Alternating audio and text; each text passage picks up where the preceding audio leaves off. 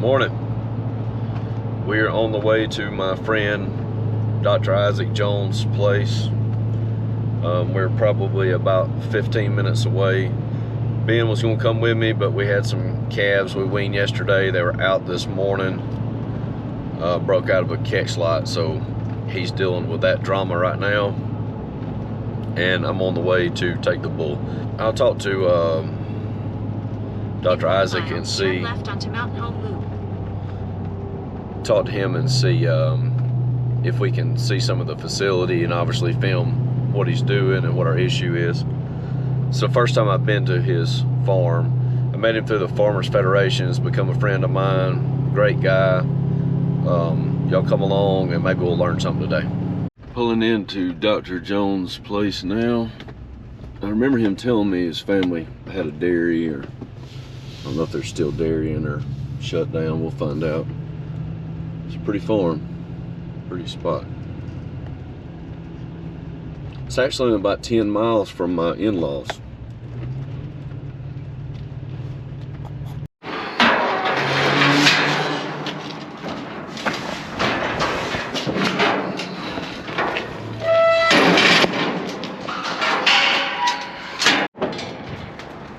Come on, boy.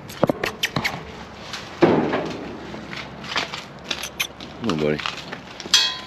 So you see his back left hoof is long. We'll see better in here. This is Dr. Jones' facility, and I'll introduce y'all to him shortly.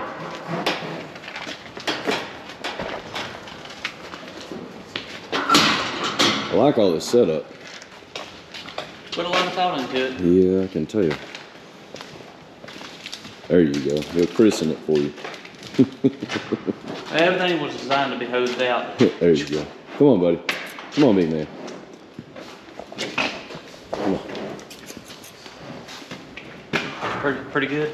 Oh, yeah. Yeah, he's good. Come on, buddy. Where you want to go? Come on, big man. He likes it. I do too. It's been useful so far.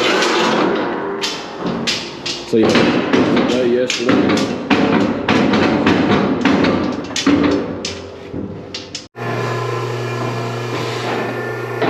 I like that squeeze chute.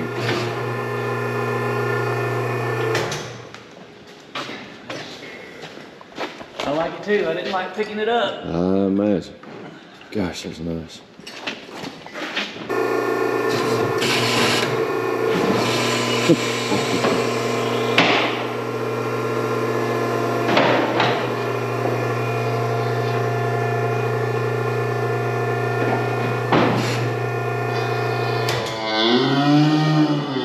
Probably been a while since he's been in that position. You can see what the problem's gonna be. Looks like a Rooster Holtz ulcer. Right. And see what's crazy is this other side's one he's been limping so much on. He's hurt on both, and this is one. See, he just chipped. He's that got one. a big corn there too. Big corn. Yeah.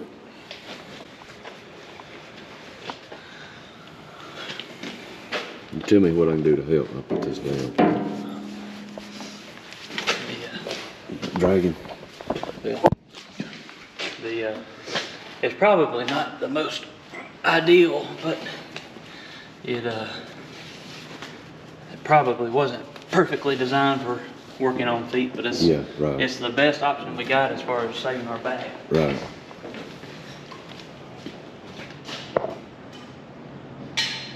When you flip them up like that, does it disorient them at all, or anything when they're on their side? It does. Okay. The thing that I've seen the most is it puts a lot of abnormal pressure on their neck and their shoulder. Right. And you can have some problems come from that, so you try to be as efficient as you can when you take quick. Yeah. If possible.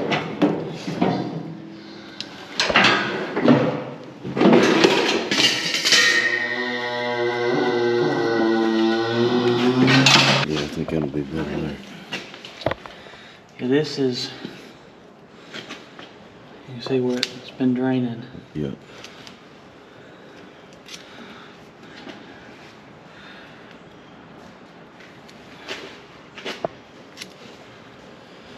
Does he need to be kept up by himself for a while on that kind of condition? You see anything? Can he go back in the pasture? When's your breeding season? Now. Now? Yeah. Is he your only bull in that pasture? He is, but I mean, I can replace him if I need to in there, if he needs some rest. I'd rather take it easy on him if I have to.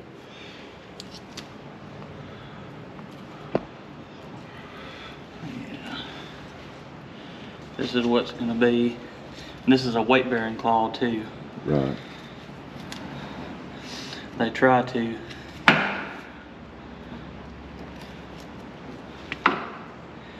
when they get to this point, this is probably part of a false sole under here.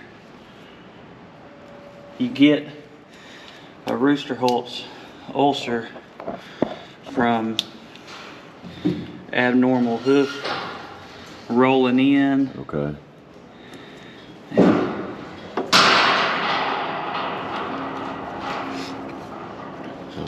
Cavity in there. See that? Yeah. That's all false sole. Okay. And if he has it this bad on this side, he's probably got it on the outside claw over there too. Yeah. Is that a genetic thing? There's a genetic component to it. There's been not a whole lot of genetic tracers that's been linked to feet. Right. But see, all that right there is just. All this is loose. Is that almost like a callus way it's growing over like that? Like that? I mean, it's like it's created a barrier. Well, that rooster Holt's ulcer made an abscess, Okay. which made it a dead pocket in the hoof. Right. And the hoof underneath has still been growing, and it makes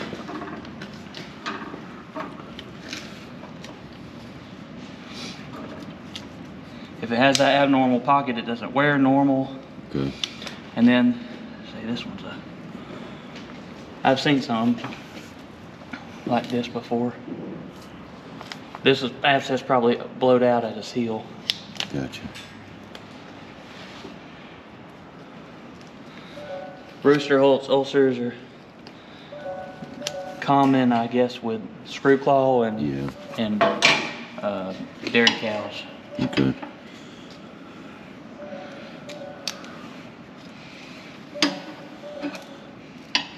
Dairy cows on concrete a lot. Is this something he can recoup from? Is this something that? Yeah, but he's probably gonna have to be trimmed once they get to where they start doing this. Yeah. It changes the conformation of the foot, so they start walking on their heels more, right. which makes the toe grow more, which sets them up for more problems down the road. He need to be trimmed, what, yearly? Could be twice a year. Twice a year. All depends on how much he wears his hooves down in the hot part of the year. Gotcha.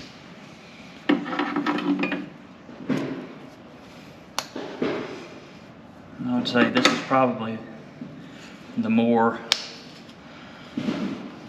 common problem that I see in this area. I'm having more and more trouble with hooves. But you need it.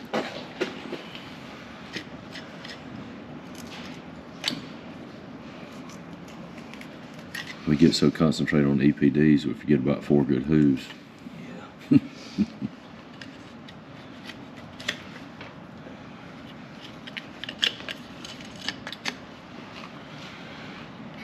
You see this real spongy, bloody tissue? That's coming from his solar corium. And that's trying to heal. Okay. And it can't heal until some of this abnormal pressure gets off of that. Gotcha. What's in the big needle that you usually have to get out? All right, what all concerns you with the hooves?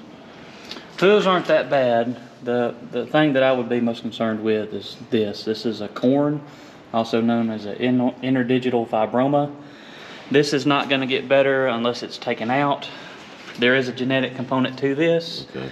He will pass that to offspring. And with one this size, the reason he's going to be lame is going to get ulcerated right here in the middle from it bearing weight on the ground. Right. And once you get a corn that's infected, you can treat them with antibiotics, but it's going to be a reoccurring issue until it gets removed. So best time to have them removed is when it's hot out, not as wet, because you have to wrap them after you take them off. Wrap needs to stay on for about a week. If it gets wet, then you're prone to set up infection after you take them out if they're in wet weather. If you take those out, is that something that is just going to turn around and grow back, or? Shouldn't grow back. I guess they could, but I've not seen them come back, and probably the reason for that is bulls aren't kept around just a super long amount of time, but I've not seen them come back. All the ones that I've taken out, those bulls have returned to production. Okay. Hadn't been a problem. Anything is possible in a biological setting. That's true. Close that one and look at it as front.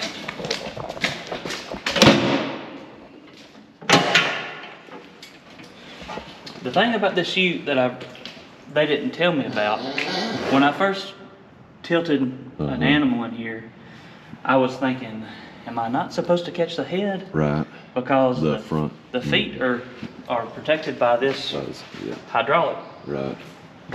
Cylinder's in the way right there. And Cylinder's in the way, but the bigger the animal, the longer they are usually, and you can get them at least close enough to try and work on them. So. And you were saying on this here, this is something, tell them about, you expect that to heal. Yeah, now that we got that false sole off of this hoof, you can still see the remnants of where this was. We got that abnormal pressure off of this. This spongy tissue doesn't need to be covered up because it can abscess and make more of a problem if it's not allowed to drain. So, Gotcha. Since we got that false sole off of this will cornify and harden and heal. He was also saying that we probably need to bring this bull back at least once a year, if not twice a year, for maintenance and trimming. The bigger the animal, the more upkeep usually, right? Is that what you're saying on that? That's right.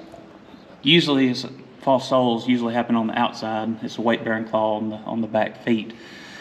And that false sole is usually from overproduction of hoof wall on the outside, and that pushes this over and causes pressure on this. So Gotcha. Pretty common for larger animals. Usually, I would say you would want an animal that's as low maintenance as possible. That's right. Right. We don't want a bunch of divas in the pasture, do we? I would think, as far as the business goes, the less that you can put into them and get the same, product out, that would work better as far as sustainability goes. Sure. If we're breeding a lot of animals that constantly have to have their feet worked on, I don't know if that's good for the industry. Exactly. And these front feet, well, this one is not that bad. This is all normal wear. Normal growth.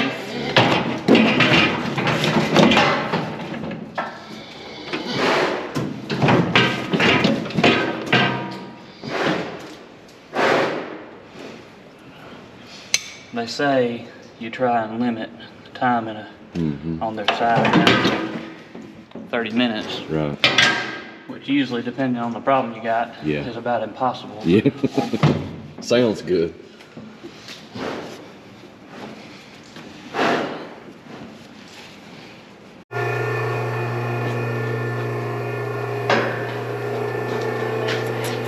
Come on, baby.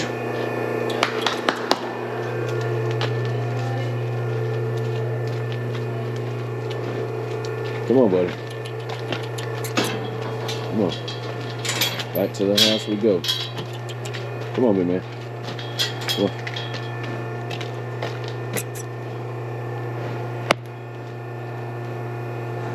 Sights and smell. Oh, yeah. We're on his time right now. There's heifers across the street in that smell. He says, while I'm here. Come on, big man. Come on. Come on. Come on, bud. Come on.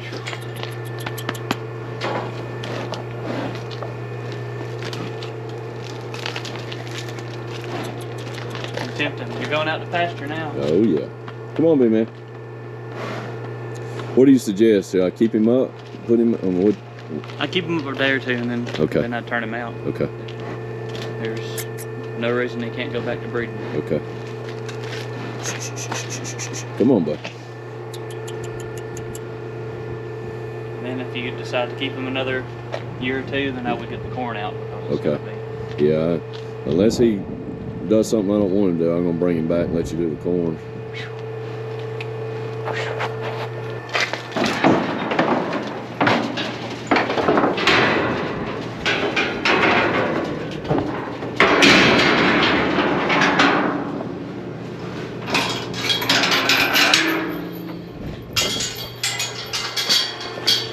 Dr. Isaac, you want to tell us a little bit about yourself and what you do here? I met Dr. Isaac through one of my friends through the Farmers Federation, and he became a part of that, and he's built a farm. I'll let you tell us a little bit about yourself. Yeah, Isaac Jones. I was born here on this farm. This farm I used to run around on. That's barnyard up here is the dairy that my granddad started in the 40s. Wow. And I'm blessed to be able to have turned that into something instead of letting the place fall in. So started a small animal clinic. They started building it, renovating the old dairy barn in June this year. And, plan on getting inspected on January 10th. So here in a couple weeks, and we'll open that after that. The large animal barn. We had a barn here, but it had already fell in. We called it the calf barn, so we built the large animal haul-in veterinary facility on top of its footprint, and it's done everything that we've expected it to do. It's worked really well so far. But I grew up here in Cherokee County, graduated high school in 2011. I went to Auburn undergrad and vet school, and then as soon as I graduated vet school, I come back to Cherokee County, and I've worked for Dr. Berry, I've worked for Dr. Nichols, and I finally have got my own mobile unit, and I've got this place that we've built now. So my wife's a vet, and we have a 6-month-old baby, and the plan is eventually for this to be just for our family. So we gotta see if it's gonna sink or float first before we make too many career changes with my wife. But the plan right now is this is going to be ours, and this is where we're going to spend the rest of our lives, and Awesome. and be in this community that I was blessed to get to grow up in. So Awesome. That's a cool story. It sounds like you need something to do. I've got plenty to do. I've got 4 chicken houses, and this vet clinic is phase 2, Okay. and I've got 20 phases. I got 18 more phases I want to get accomplished in my life. God bless you. We'll save that for the next time on that roadmap.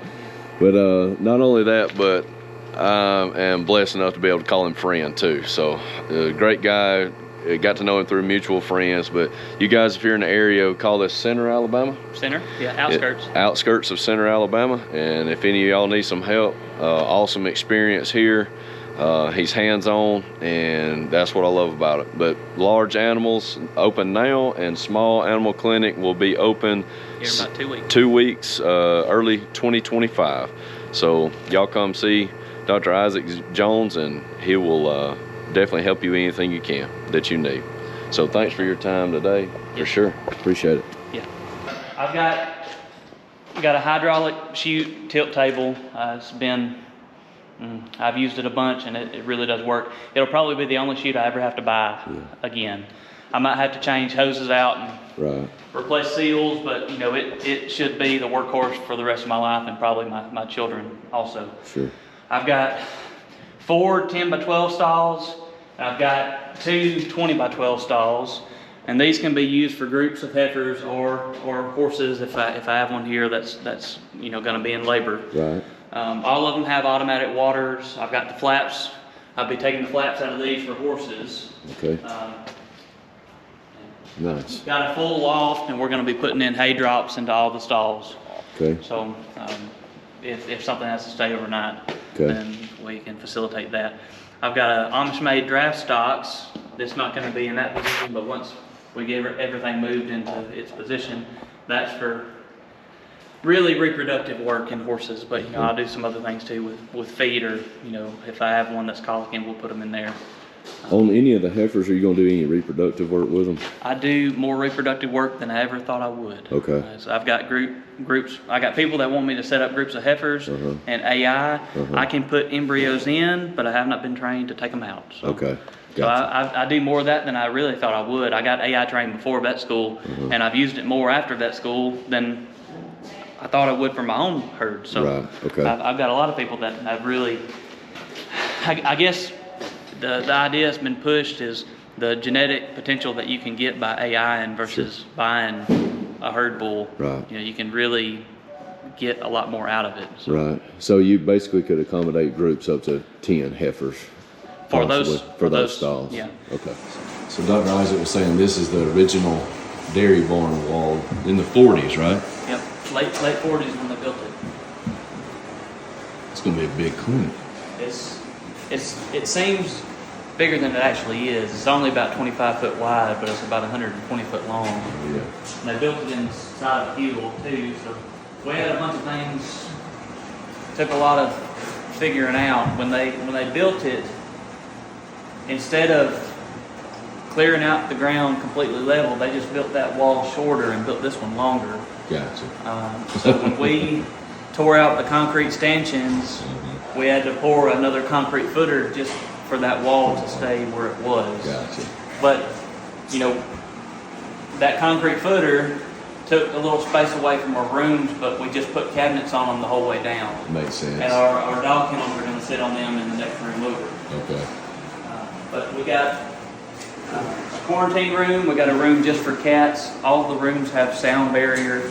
This area is going to be our biggest working area. We got all our blood machines, chemistry machines. ICU is going to be on that wall. I have a big 11-foot stainless table with an off-sheet wet table. That'll be our pre-sedation table, and that's going to be right next to our surgery room. So I'm going to have 3 surgery tables. 2 in here. These will be for quick surgeries, spays, neuters, simple mass removals. This room over here is going to be for more sterile type environment, so amputation, leg pinning, pneumothoraxes, stuff like that really need limited airflow and a lot cleaner environment. Right across, when the animals get done, they will come over here to recovery, and this will be our dog kennel. So I'm going to have, there'll be 22 dog kennels on this wall. Going to be on that footer that I was talking about. 2 big kennels are going to be in this corner, 2 over here on this corner. And we come on down, and we got a handicap accessible bathroom with a shower. X-ray is going to be over here. Mom's cleaning those walls. I'm cleaning this one today. I'll move on at some point, but not today. Not today. My office is in here. That's the only complete room. Okay. This is going to be exam room 2. That footer, they're going to put a cabinet on top of it. We'll have an off-shoot exam table from this wall, and chairs and cabinets also. The footer actually worked out beneficial to you. Yeah. That's pretty neat. This is going to be our exam room 1. Okay. We got another bathroom over here. We got our surgery lights there. Okay. This will be like a tech room for quick things, nail trims, anal glands, shots, stuff that to get people in and out that don't necessarily have to see a vet for a visit. Right. Then we're going to have our, this will be our front desk and our waiting area.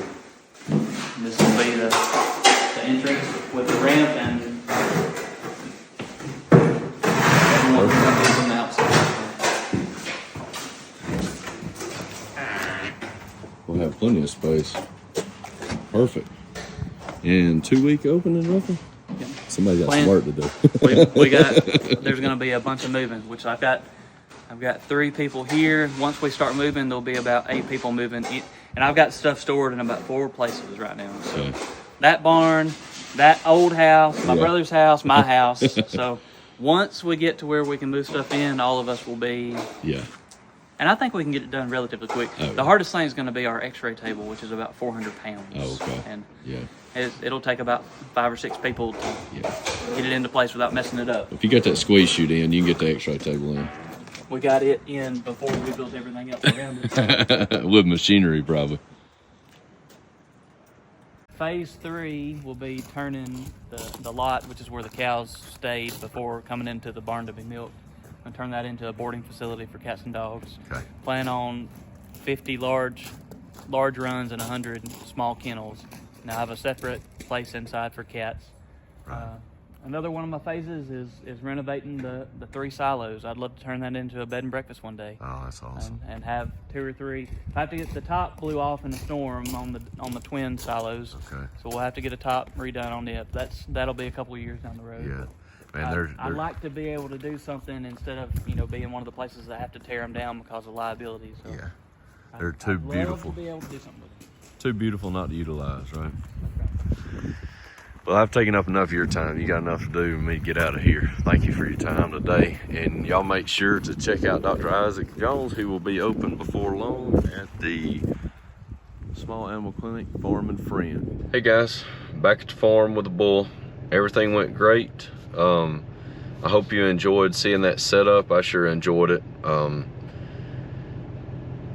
Dr. Isaac has done a great job there, and I like how he has taken his family farm and improved it, spending money on it. You can tell what it means to him to be there on that family farm, and he's got a lot of ideas. And like I said before, I'm just proud to know him and proud to call him a friend. And he's going to do a lot of great things for that area.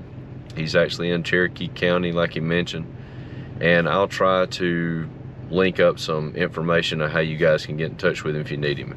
If you're in that area, like I said, he also has a mobile unit. He has been to my farm before. I'm about an hour south of him, and I'm not sure, you had to check with him on his driving range, but he's always been very reasonable for me on everything he's done. Always been more than satisfied. I'm excited to have him in our area. What a huge asset he and his wife and family are going to be for that area for generations to come. So proud you guys got to see him. He's an impressive guy, and y'all go check him out if he can help you. The bull's already walking better, and it's a blessing to be able to take your animals. We have a lot of money invested in those animals, and it's nice to have someone that knows what they're doing. I'm usually guessing on things like that, and I learn a lot from going and listening to someone like that that's a professional speak and pick their brain. I could talk to him for 2 days. I need to just hire him for 2 days and just record him and learn some things from him. So proud you guys got to ride along, and if you got any questions, leave them in the comments. Glad to be back, glad to see you guys. Hey, today is December 31st. We're celebrating a new year tonight, tomorrow. So hope you all had a Merry Christmas, Happy New Year. God bless you. See you soon. Love you. Bye.